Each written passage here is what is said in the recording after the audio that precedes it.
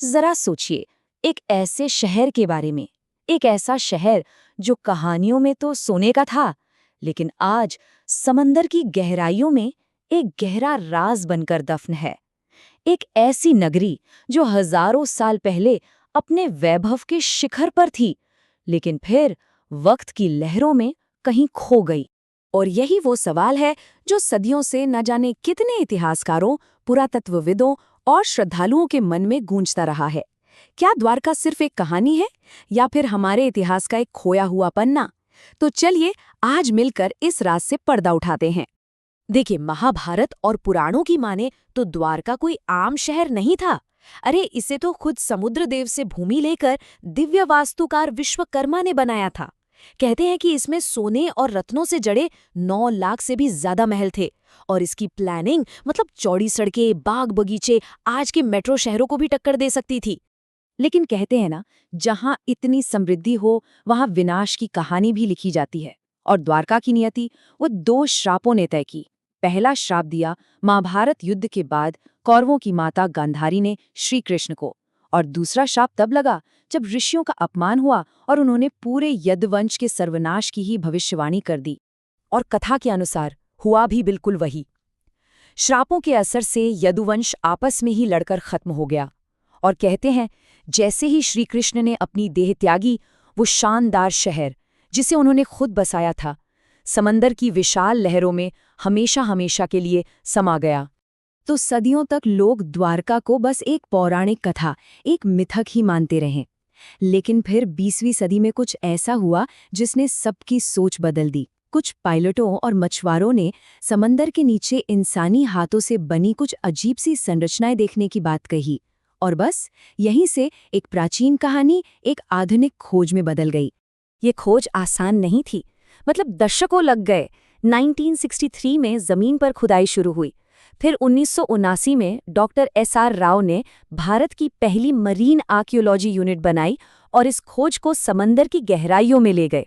2001 में आधुनिक सोनार तकनीक से जांच हुई और हाल ही में 2024 में जब प्रधानमंत्री मोदी ने यहां गोता लगाया तो इस खोज को एक नया बल मिला। इस पूरी खोज के पीछे जो सबसे बड़ी ताकत थे वो थे डॉक्टर एसआर राव। उनका एक सीधा सा मानना था। वो कहते थे, मैं इन ग्रंथों को सिर्फ धार्मिक किताबें नहीं बल्कि ऐतिहासिक दस्तावेज मानता हूँ। और इसी एक विश्वास ने उन्हें समंदर के नीचे छिपे सच को बाहर निकालने की हिम्मत दी। और उनके विश्वास को सबूत मिले। गोताखोरों को समंदर के नीचे एक विशाल 560 मीटर लंबी पत्थर की दीवार मिली। अब जरा सोचिए, 560 मीटर, ये कोई प्राकृतिक चट्टान नहीं हो सकती। ये तो एक प्राचीन सभ्यता की इंजीनियरिंग का सबूत है। एक शहर की मजबूत किलेबंदी, ठीक वैसी ही जिसका जिक्र हमें महाभारत में मिलता है।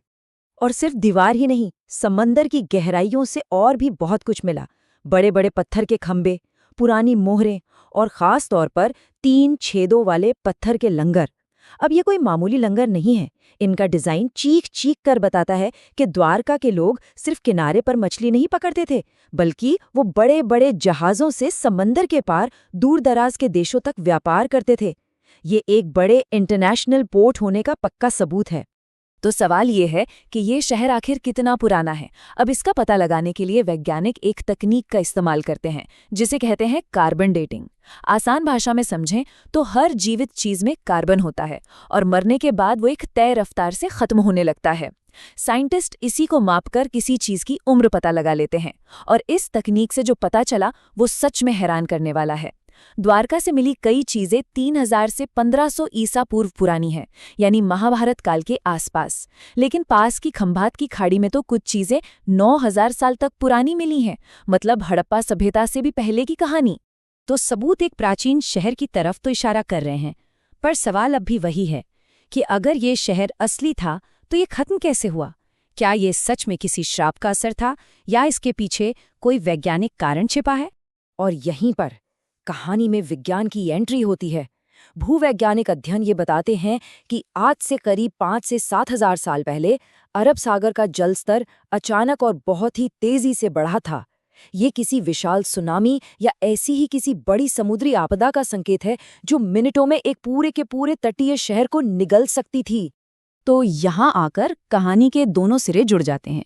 एक तरफ महाभारत की कथा है जो कहती है कि एक शानदार शहर समंदर में समा गया, और दूसरी तरफ वैज्ञानिक सबूत हैं जो ठीक उसी समय पर एक बड़ी समुद्री आपदा और एक डूबे हुए शहर की गवाही दे रहे हैं। ऐसा लगता है जैसे कथा और विज्ञान दोनों एक ही सच की तरफ इशारा कर रहे हैं। द्वारका की ये खोज हमें एक बहुत ही दिलचस्प सवाल पर लाकर खड़ा कर देती है। क्या आस्था और विज्ञान असल में एक ही सच तक पहुंचने के दो अलग-अलग रास्ते हैं? शायद हमारी पौराणिक कथाएं सिर्फ कहानियां नहीं, बल्कि हमारे इतिहास की वो भूली बिसरी यादें हैं जिन्हें विज्ञान आज फिर से खोज रहा है।